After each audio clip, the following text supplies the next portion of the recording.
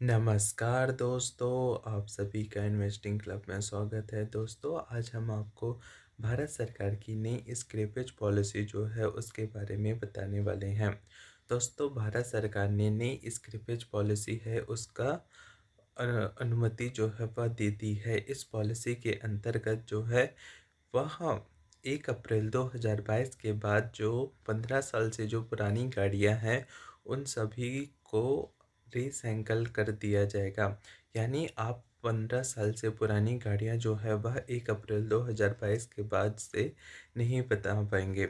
दोस्तों, आप जितनी भी गाड़ियां यूज करते हो उनकी एक निश्चित लाइफ होती है। उस टाइम के बाद जो है वह चीज़ जो है उपयोग के लायक जो है नहीं रहती है।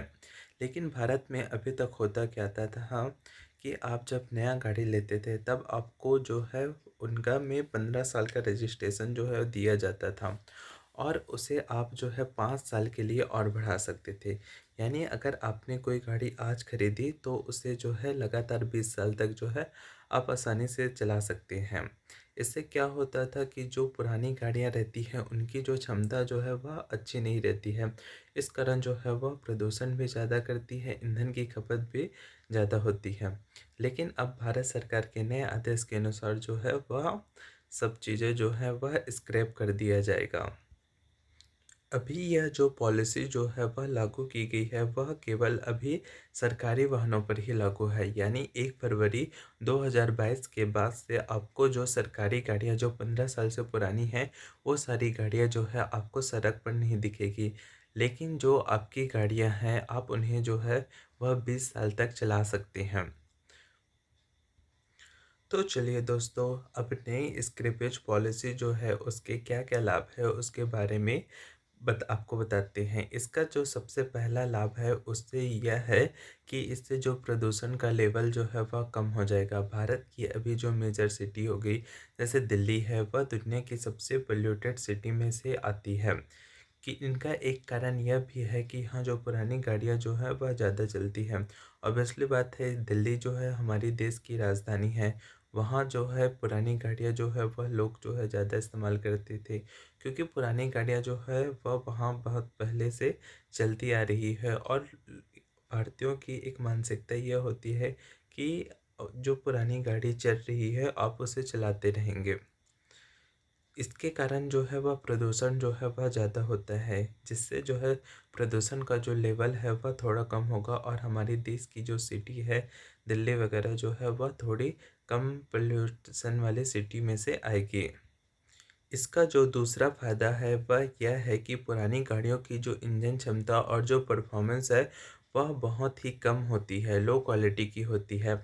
इसकी जगह में नई गाड़ियां आने से इनकी जो ईंधन की क्षमता जो है वह भी ज़्यादा होगी। यानी आप कम ईंधन में जो है ज़्यादा माइलेज जो है वह ले पाएँगे। इससे हमारे देश में जो पेट्रोलियम की जो खपत है, उससे भी कमी होगी और हमारे देश का जो बजट है यानी फिज़िकल डेफ़िसिट है, उसे भी कम करने में सरकार को थोड़ी मदद होगी। हाँ, थोड़ी बहुत लेकिन मदद तो होगी ही।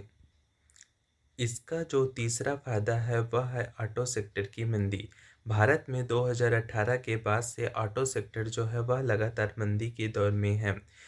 पुरानी गाड़ियों के हटने और नई गाड़ियों के आने से एक सर्टेन जो है ऑटो सेक्टर की डिमांड जो है वह आएगी, जिसके कारण जो है हमारी जो ऑटो इंडस्ट्री है जो अभी मंदी में है उससे थोड़ा बहुत राहत होगा।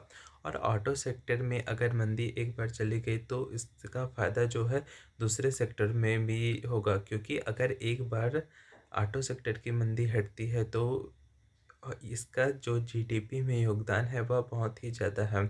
और इसके साथ-साथ बहुत से जो दूसरे सेक्टर है वो भी इससे इंटरलिंक्ड है, जिससे जीडी देश की जीडीपी जो है उसमें भी वृद्धि होगी। इसका जो चौथा और फ़ायदा है वह है इलेक्ट्रिक वाहनों और सीएनजी वाहनों में वृद्धि। भारत सरकार जो है कमर्शियल गाड़ियों के ऊपर जो 8 साल से ज़्यादा है उनके ऊपर ग्रीन टैक्स जो है वह लगाने वाली है। ग्रीन टैक्स के कारण जो है वह जो कमर्शियल व्हीकल की जो गाड़ियाँ हैं वो दूसरे विकल्पों जैसे सीएनजी जो है उनके ऊपर स्विच करेंगे। साथ ही साथ जो पुरानी गाड़ियों के हटने से जो नए कस्टमर आएँगे वो भी नई दूसरी गाड़ियों जैसे इलेक्ट्रिक वाहन हो गया या जो सीएनजी वाहन हो गया उनके ऊपर रुख करेंगे। जो पुरानी गाड़ियाँ रहती है यानी जो 15 साल से ऊपर या 20 साल से ऊपर हो गए, उनमें जो अधिकतर प्रदूषण होता है वह कमर्शियल वाहनों के कारण होता है। ये कमर्शियल वाहन जो है डीज़ल का उपयोग करते हैं और डीज़ल इंजन की परफॉर्मेंस क्षमता जो है वह भी कम होती है। अब आपके मन में यह सवाल आ रहा होगा कि ये पुरानी गाड़ियाँ जो है वह इतना ज़्यादा प्रदूषण करती हैं।